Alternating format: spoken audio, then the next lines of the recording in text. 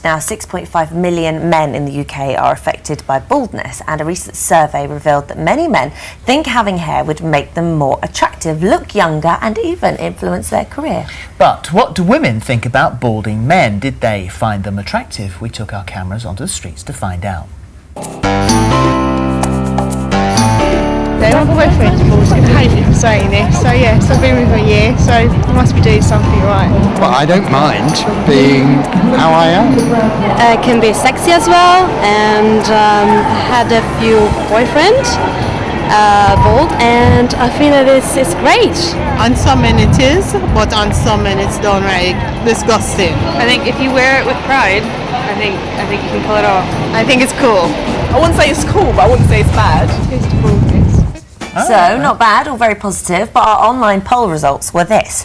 44% find baldness a turn on and 56% find baldness a turn off, so not too bad, actually.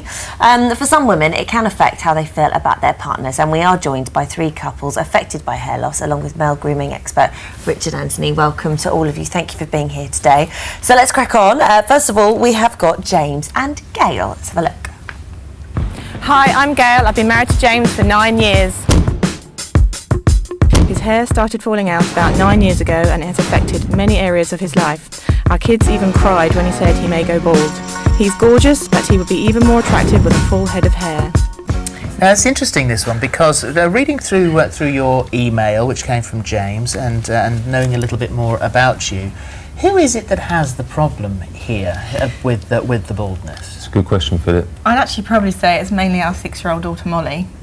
We've discussed, obviously, she sees other members of the family on James's side going bald, and we sort of said to her, how are you going to feel if Daddy loses his hair? And she ran off crying. But does that come from your reaction? No, to be fair. No, I mean, when I married him, he had more hair, but, it's not that I'm not a meanie to him. I don't say, oh, you're so horrible because you're losing your hair. In your email, you said, my wife is desperate for me to put myself forward to be considered. Desperate in caps. Well, she has a big hang-up about it. She's made me look into plugs, but that's silly money. I've always tried to keep my hair at a certain length to cover up. At the point where it just looks like I'm in denial. So this would be something for you, obviously for your personal self-esteem. Sure. You would like to do it, but also, do you think that it is affecting your relationship in any way? Not yet. Yeah. No, I'm sure it wouldn't. But as time progresses, more hair falls out. Things just become a bit different. So if there's any opportunity to prevent rather than look for something. So are you saying that I want the guy back that I married? I'm not really saying that. I mean, I'd be lying if there wasn't a tiny little He's nodding. He's nodding. I think it's good to it's an issue. It's good to be able, because lots of couples there'll be women who are going, do you know what? If I'm really honest with myself, I feel the same way. So Mind you, there'll be a lot of men saying, if I sat on a sofa and said I'd like my wife to be the thin woman I married when then they'd be hell up. Gail would definitely like me to have the hair that I had before. I don't think it makes her love me any less, of course. Sure. But in terms of, we are in a very sort of physical society today, the way we come across. Well, we've got all aspects of relationships and how it affects people and their heads. And once it's in your head, it seems to be something that's very difficult to shake it off. So what can you do for them? What can you put this right? Well, we've got very exciting treatment for James to try out. Satora is a new product that's been a UK first and this morning exclusive. And the product itself is designed to be applied in a clinic a day a week. It's about £3,500 to actually have this brand new. treatment. It's never been shown on the telly before. No. It's so what James is going to do is going to go a day a week into the clinic, and then he's going to have a backup system where he does the same treatment at home. And over a 4-month period, we're hoping that this is going to have some amazing results for him. Wow. So you feel good about that? Yeah, it's exciting. And a commitment, though, 1 day a week for 4 months. Sure, I'm all right with commitment. You're going to do it? Yeah, I hope it will make some changes. Fantastic. Okay, well, good luck with that. Let's move on now. Let's go to Gail and Nick this time and hear about their story. Hi, my name's Gail and I've been with Nick for 9 years. He's 31 and from Lancashire. His hair started falling out about 9 years ago, and it has affected his confidence and is a constant punchline of his colleagues' many jokes. If he had more hair, it would definitely make him happier and more confident.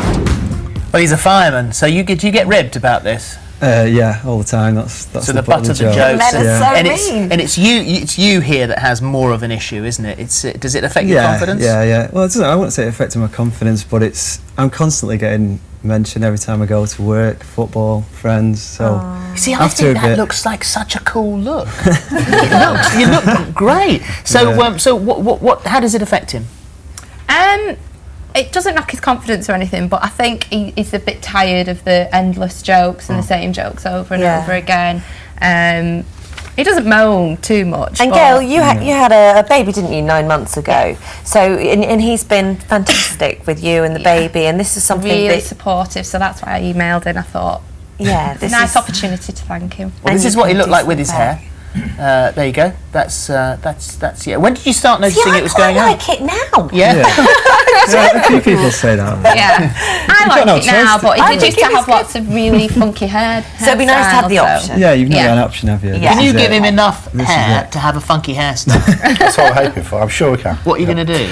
Right, we're going to try a two-pronged attack with Nick. We've got Procerin, which is a vitamin food supplement, because obviously a lot of hair loss can be related to diet and supplement. So we're going to start him off with a vitamin tablet, and then we're also going to use Procerin XT, which is a special mousse that he can apply to his hair morning and the evening. And the idea being is it'll rejuvenate the follicles. And you can rejuvenate your follicles. Yeah, that's what we're hoping for. And the beauty of this is literally it's going to stimulate, encourage the hair growth back. And I think in 4 months' time we're going to see some really good results. Do you have to be careful where you put it? Because if you dropped a bit on your forehead, would you suddenly sprout hair? No, I need to ask this, because do you have to be exact where it goes? No, I think you can. Obviously, there's not so many hair follicles across those regions, so it'll be quite safe for Nick. Let's good luck with that. Best of luck. Yes. And now let's meet Tony and Joanne. Hi, this is Harry. I'm Jo, and I've been with Tony for 2 years. He's 34 and from Basildon. He began to lose his hair when he was 18 and dealt with it by shaving it off.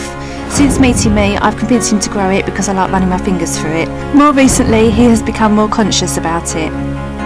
And you used to love running your hands through his hair. He's got a bit of hair to run your hands through. Yeah, no, he was bald when I met him. Right. And I wanted to... Well, he shaved his hair. Yeah. And your dad took an instant dislike to him because of his shaved head. He just thought he looked like a bit of a hard nut, a bit of a thug.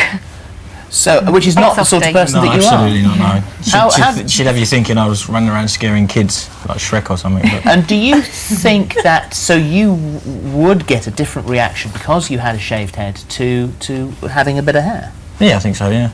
Well, we've met before, haven't we? Because you came in a few months ago, and it was a temporary method that we used, and it was these sort of hair sprinkle things, which had a great result. So we know what you will look like when you've got a full head of hair. And you've come back because you want a more permanent option, don't you? Yeah, basically. I don't think Jo would be too comfortable running her fingers through that, to be honest. Having it last. Pushing it all off, yeah. So yeah. So what can you do?